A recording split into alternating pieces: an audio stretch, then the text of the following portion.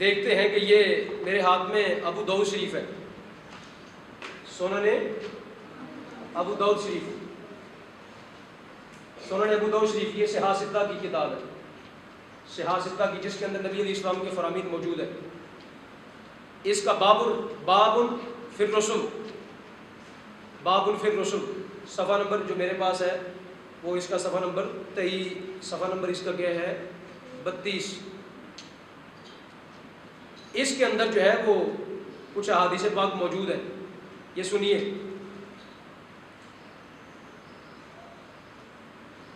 حضرت نعیم رضی اللہ تعالیٰ عنہ کہتے ہیں سمعت رسول اللہ صلی اللہ علیہ وسلم، کہتے ہیں میں نے نبی علیہ السلام سے سنا، یقول، سرکار فرما رہے ہیں، وہما، ان دونوں کو، وہما، سنیے بڑا ضروری یہ واقعہ بیان ہو رہا ہے اس کے اندر، ہین قرأ کتابہ مسلمہ، مسلمہ ایک کذاب جس نے نبی پاک علیہ السلام کے زمانے کے اندر کیا کر دیا، دعویٰ نبوت کر دیا، کیا کر دیا، دعویٰ۔ اب سنیے سرکار دو عالم خود اس کے بارے میں کیا فرما رہے ہیں۔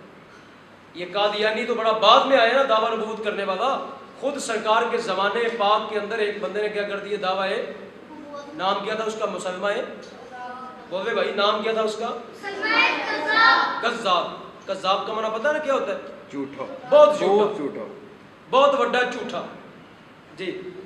اس نے دو بندے بھیجے نبی کریم علیہ السلام کے بارگاہ میں، اس نے دو اپنے سفیر بھیجے، دو اپنے ایلچی بھیجے،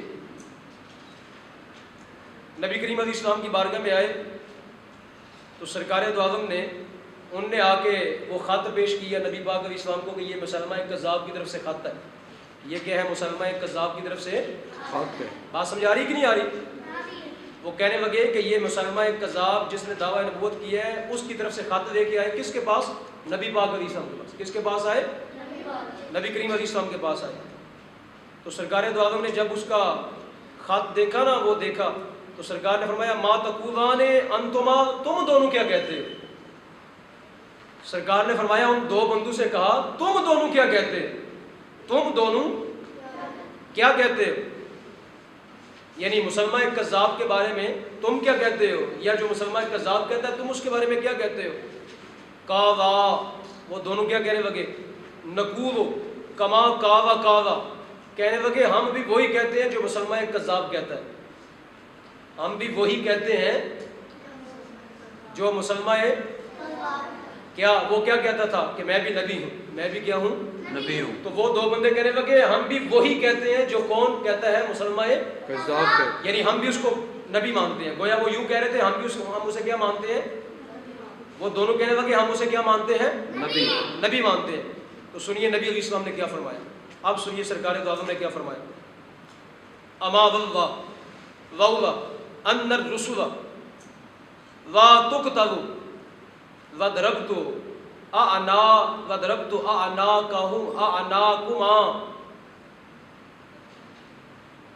وضربت اعناقكما۔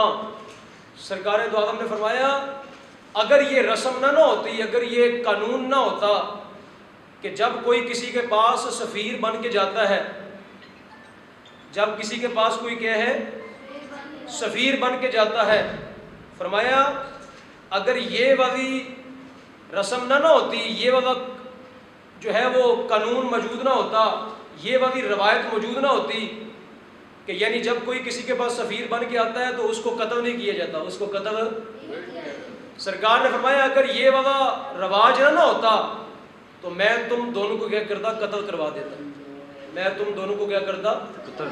لیکن سرکار نے فرمایا یہ رواج اور یہ روایت موجود ہے کہ سفیروں کو قتل نہیں کیا جاتا، فرمایا اس رواج کی بنیاد پر میں تمہیں چھوڑ رہا ہوں، میں تمہیں کیا کر رہا ہوں، چھوڑ رہا ہوں۔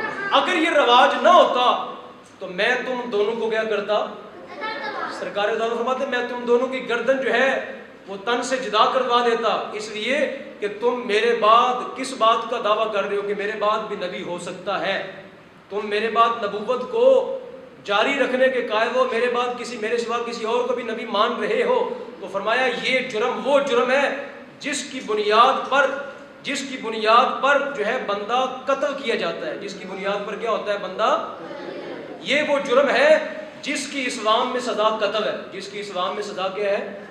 قتل ہے۔ تو نبی کریم علیہ السلام نے فرمایا اگر یہ سفیروں کو قتل کرنے کا رواج ہوتا تو میں تم دونوں کو کیا کرتا؟ قتل کروا دیتا۔ آگے اسی مضمون کی ایک اور حدیث ہے، یہ حضرت عبداللہ ابن مسعود رضی اللہ تعالیٰ عنہ فقال ما بینی و بین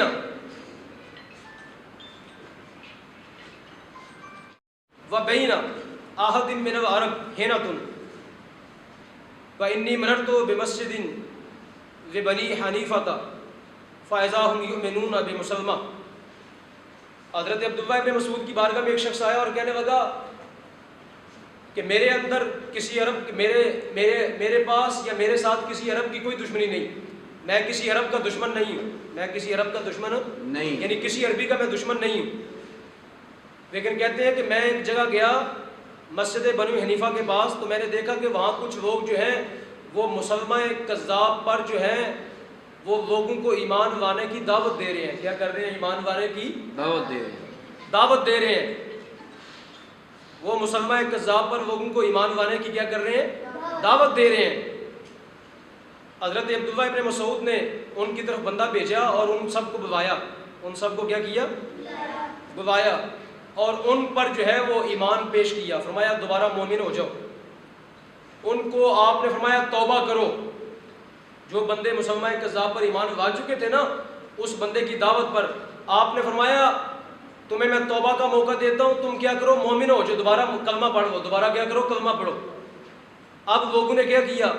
کلمہ پڑھ لیا، دوبارہ نبی پاک علیہ السلام کا کلمہ پڑھا، اور جو مسلمہ کذاب ہے اس کے بارے میں یہ کہا کہ یہ جھوٹا مدعی نبوت ہے، یہ کذاب ہے، یہ دجال ہے۔ دوبارہ انہوں نے کلمہ پڑھا، دوبارہ مسلمان ہوئے۔ تو اب ایک شخص تھا ان کے اندر موجود تھا، اس کا نام تھا ابن النواحہ۔ نام کیا تھا اس کا؟ لکھ لیں، اس کا نام تھا ابن النواحہ۔ یہ جو ابو داؤد شریف کا باب ہے جلد ثانی، یہ کتاب الجہاد ہے، یہ نوٹ کر لیں بابا، یہ کتاب الجہاد ہے۔ یہ کون سا ہے؟ کتاب الجہاد، ابو داؤد شریف جلد ثانی کتاب الجہاد۔ تو ان کے اندر کہتے ہیں ان اشخاص کے اندر کیا تھا؟ ایک بندہ موجود تھا جس کا نام تھا ابن النواحہ۔ تو حضرت عبداللہ ابن مسعود نے اس کو کہا، اس بندے کو کہا کہ تمہیں تو میں نہیں چھوڑوں گا، چونکہ تو وہی شخص ہے جو نبی کریم علیہ السلام کے پاس آیا تھا، کیا لے کے؟ مسلمہ کذاب کا خط لے کے آیا تھا، مسلمہ کذاب کا خط لے کے۔ اور اس وقت سرکار نے تمہیں فرمایا تھا کہ اگر سفیروں کو قتل کرنا جائز ہوتا تو میں کیا کرتا؟ تمہیں قتل کروا دیتا۔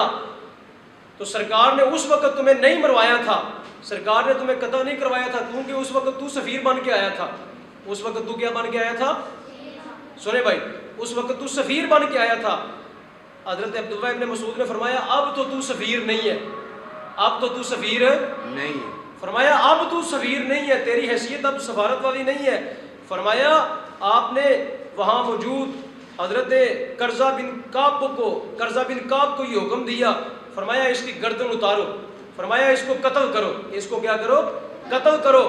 اور جب اس بندے کو ابن النواحہ کو، جو مسلمہ کذاب کا سفیر پہلے بن کے آیا تھا، جب اس کو قتل کروا دیا گیا تو حضرت عبداللہ ابن مسعود نے فرمایا من اراد ان ينظر الى ابن النواحہ قتیلا بالسوق، فرمایا جس نے ابن نواحہ کا حشر دیکھنا ہو جاؤ، اس کی بازار کے اندر لاش لٹک رہی ہے، جاؤ جا کے دیکھ لو اس کو۔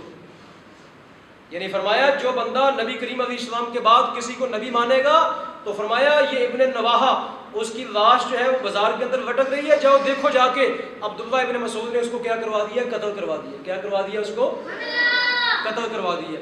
تو سامعین محترم، آپ کیا اس حدیث پاک سے کیا بات سمجھ آئی کہ صحابہ کرام رضوان اللہ تعالیٰ علیہم اجمعین کسی بھی صورت اس بات کو برداشت کرنے کے لیے تیار نہیں تھے کہ نبی کریم علیہ السلام کے بعد کیا کرے، کوئی بندہ نبوت کا دعویٰ کرے یا کوئی بندہ کسی کو نبی مانے، یا بندہ کوئی کسی کو نبی مانے۔ تو یہ ابو داؤد شریف کے اندر کتاب الجہاد کے اندر سارا واقعہ موجود ہے کہ حضرت عبداللہ ابن مسعود نے کیا کیا، اس بندے کو قتل کروا دیا۔ کیا کیا؟ اس بندے کو قتل کروا دیا، جو سفیر بن کے آیا تھا، جو کیا تھا مسلمہ کذاب کا، اور اس کا دعویٰ کیا تھا کہ نبی پاک علیہ السلام کے بعد بھی کوئی نبی ہو سکتا ہے۔ اس کا دعویٰ کیا تھا کہ نبی پاک علیہ السلام کے بعد کوئی نبی ہو سکتا ہے۔ تو سامعین محترم، اس حدیث پاک سے یہ بات پتہ چلی کہ صحابہ کرام نے نہ صرف اجماع کیا بلکہ اس اجماع کو کیا کیا، حاکم ہونے کے اعتبار سے، اس اجماع کو حاکم ہونے کے اعتبار سے نافذ بھی کیا۔ کیا کیا؟ اس کو نافذ بھی کیا، کیونکہ جو حاکم ہوتا ہے اس کی ذمہ داری ہے کہ جب کوئی بندہ سرکار دو جہاں کے بعد نبوت کا دعویٰ کرے تو یہ حاکم وقت کی ذمہ داری ہے کہ وہ اس فتنے کا سر کیا کرے، کچل دے، اس فتنے کا سر کیا کرے، کچل دے۔ تو حضرت عبداللہ ابن مسعود جو ہے اس وقت کوفہ کے حاکم تھے، تو انہوں نے کیا کیا، حاکم وقت ہونے کے اعتبار سے اپنا فرض ادا کیا اور اس بندے کو کیا کر دیا، جہنم واصل کر دیا، جو مسلمہ کذاب پر کیا رکھتا تھا، ایمان رکھتا تھا۔ کیا رکھتا تھا؟ اس پر ایمان رکھتا۔ بات سمجھ آ گئی؟ تو سامعین محترم، آج کا جو ہے وہ چیپٹر ہم کلوز کرتے ہیں۔ آج آپ کو بات جو سمجھ آئی وہ قرآن سے بھی آپ کو بتا دیا، حدیث سے بھی آپ کو بتا دیا، اور آج ہم نے کیا پڑھا، بتائیں کیا پڑھا آج ہم نے؟ اجماع امت۔ اجماع امت کیا ہم نے پڑھا آج؟ اجماع امت۔ اجماع امت کیا ہے؟ کہ نبی کریم علیہ السلام کے بعد کوئی نبی نہیں آتا۔ اجماع امت کا معنی سمجھ آ گیا؟ ساری امت کا موقف۔ اجماع امت کا مطلب کیا ہے؟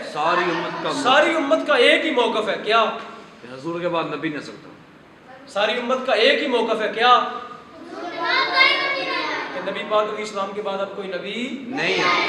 ساری امت کے علماء کا، ساری امت کے صلحاء کا، ساری امت کے نوجوانوں کا، ساری امت کے بوڑھوں کا، ساری امت کی عورتوں کا، ساری امت کی لڑکیوں کا، ساری امت کے بچوں کا ایک ہی موقف ہے۔ کیا؟ حضور کے بعد کوئی نبی نہیں۔ ساری امت کا ایک ہی موقف ہے۔ کیا؟ تاجدار ختم نبوت